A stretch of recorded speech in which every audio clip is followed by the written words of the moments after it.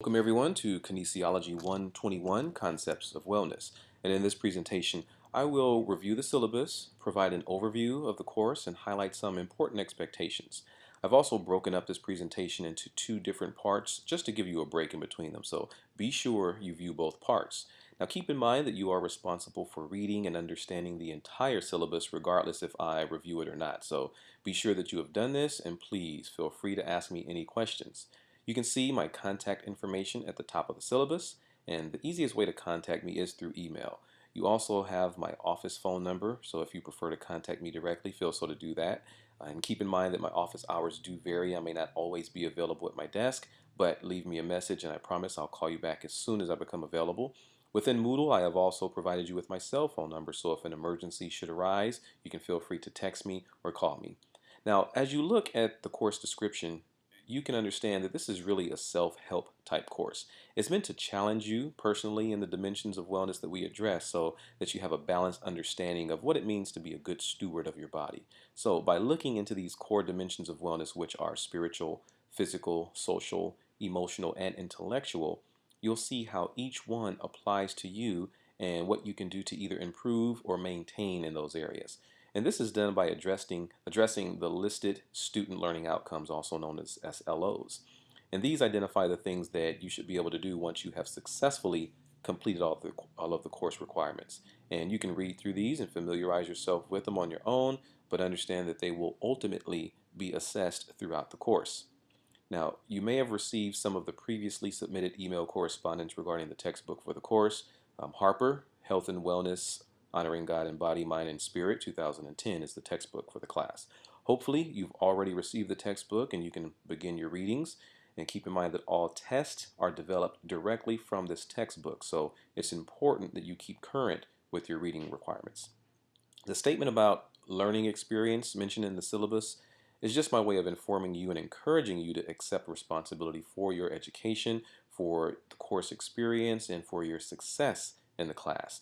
And this simply reads, it's my hope to generate a sustained excitement for learning, to develop individual critical thinkers, to cultivate a desire to gain further knowledge and to merge theory with practice. And these expectations cannot be accomplished alone. So as a student, you are responsible for your education and your learning experience. The educational process, which involves the processing, listening, engaging, and applying knowledge, is how true learning takes place. And this experience requires not only the giving of, but the receiving and application of instruction as well. So you are expected to engage in course topics and lectures through discussion, research, inquiry, planning, reflection, and seeking opportunities to make information meaningful and practical. Assuming personal responsibility and control of the learning process is essential to a successful experience. Now, I'm here to assist you as much as possible. There is a lot of work required for the course, so it's important that you plan, you work diligently, and you maintain communication with me regularly.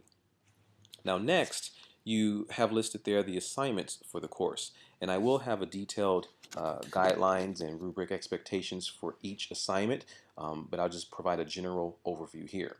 There are 6 lab activities, and these labs are related to each dimension of wellness and will require you to reflect on and apply some changes in each dimension as we discuss it. There are guidelines for each one of the labs posted within Moodle for you to follow, so be sure you're aware of that.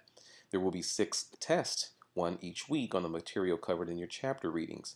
Now the tests are timed and you will only have one attempt to complete each test, and they cannot be made up, they cannot be retaken, so it's important that you secure a reliable internet connection and then set aside at least 60 minutes of uninterrupted time when you begin the test. You'll also complete an annotated bibliography in which you'll research, review, analyze, and summarize a minimum of 5 scholarly sources, one for each core dimension of wellness. And there are guidelines for each one of these, as well as presentations posted in Moodle to help you understand how to complete this assignment. In all FPU courses, there will be what we consider a signature assignment. And this assignment will specifically assess your ability to understand and meet the student learning outcomes. And your signature assignment for this course is the wellness research paper. So you will write a thoughtful reflection, also known as a research paper, demonstrating your understanding of all the different dimensions of wellness, how research supports each one, how each one applies to you personally. And your paper should not only encompass your beliefs, your values, practices, and application of each dimension of wellness, but it should also indicate and highlight the importance of each dimension based on research. And also, as I mentioned before, there will be more information on this posted within Moodle. Additionally, there are a couple of videos for you to view and provide a thoughtful reflection to them as well.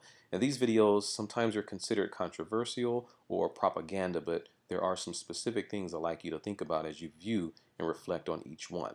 So be sure you read and follow the assignment guidelines for these. You're also responsible and required to post responses within threaded discussions. And these discussion boards are posted within Moodle, in which you have to post your initial response and then respond to your classmates as well to some questions that are posted.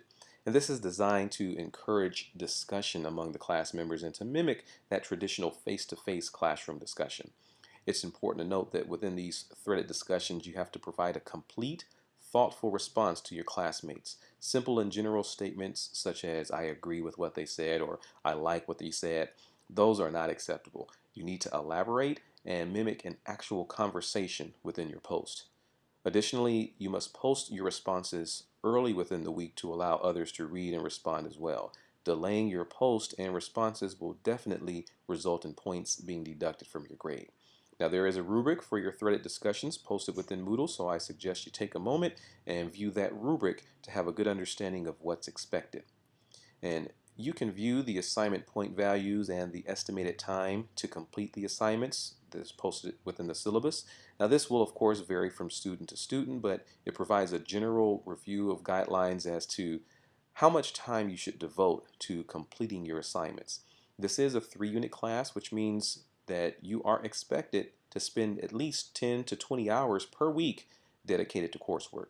And this time may be spent in listening to podcasts, viewing presentations, researching, reading, writing, or other class-related activities. So, take a break, absorb some of the information discussed thus far, read through the syllabus, and when you're ready, go ahead and listen to part 2.